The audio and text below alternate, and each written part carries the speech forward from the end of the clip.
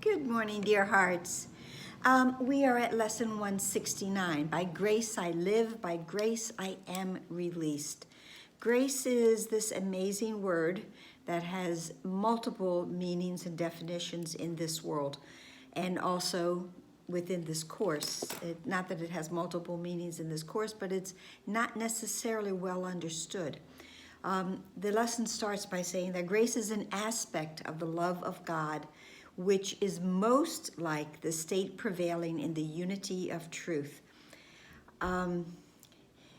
Before we have a meal, we'll say grace over the food, which is a blessing of gratitude for what we are about to partake.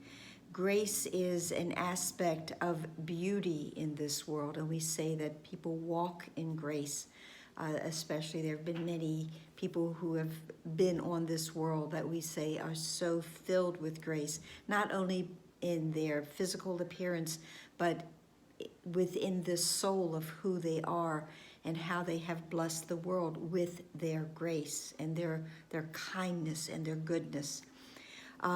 Grace is something that I've heard Carolyn Mays talk about, acquiring grace chips, which, as I understand it, are like the little blessings that she has accumulated because of her own good deeds and right-minded living within the frame of the religion that she was practicing at that time. Perhaps she still does, I don't know. Okay, grace is acceptance of the love of God within a world of seeming hate and fear. Grace lifts us above all of that in this world. It lifts us above the hate, above the fear. The aspect of God, it is the aspect of God's love, but it cannot be fully understood. And this lesson even says that. But grace sort of comes over us when forgiveness is accomplished. It kind of is like the next step that is the revelation of forgiveness accomplished in this world. It takes us into the ever-present, eternal, endless now moment, which that in and of itself is one of God's gifts to us. It says it returns the mind into the endless present where the past and future cannot be conceived, because the past and the future are aspects of the ego mind, wanting us to be mired in one or projected into the other, neither of which will allow us to have grace-filled moments, or we can say those holy instants, which also are mentioned in this lesson, that the holy instant is a moment of grace. Oneness is grace takes us into this idea of oneness, and oneness is simply the idea that God is. When we are in grace, when we are in this state of grace, we are in a state of knowing God is. There is nothing else. The lesson says, and there's no words.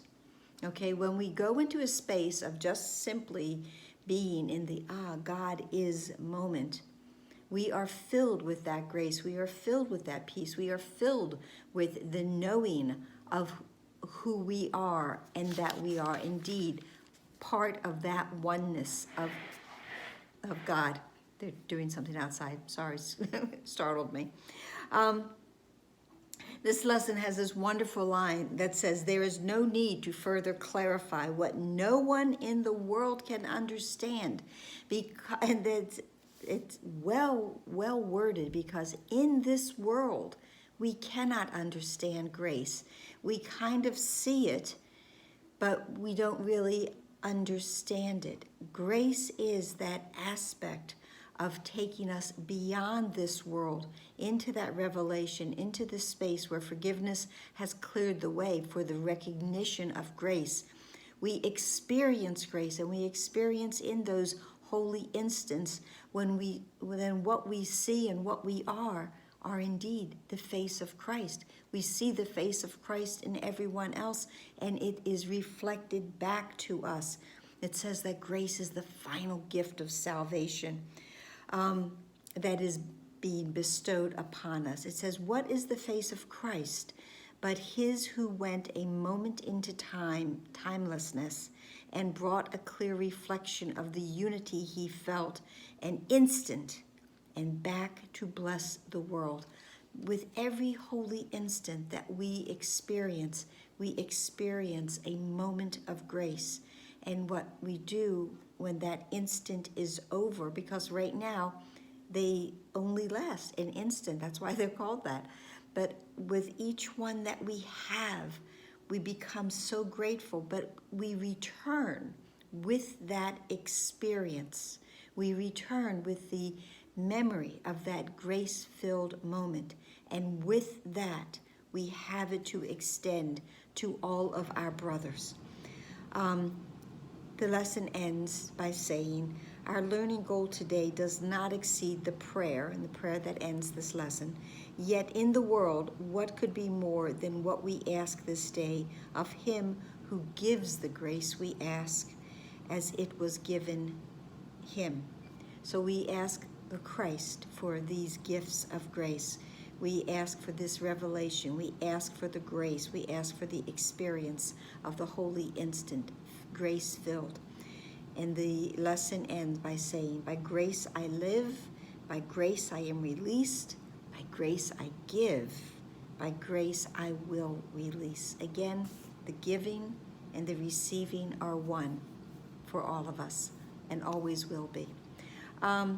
So that is it for today. It's a lovely lesson, and as it says, no one in this world can completely clarify or understand grace, but we can have the experience. So I hope this helped. Please like, please share, please subscribe, please subscribe. Please be here tomorrow. It is the last lesson before the next review. Ooh, ooh. Like, share, subscribe, comment. Namaste.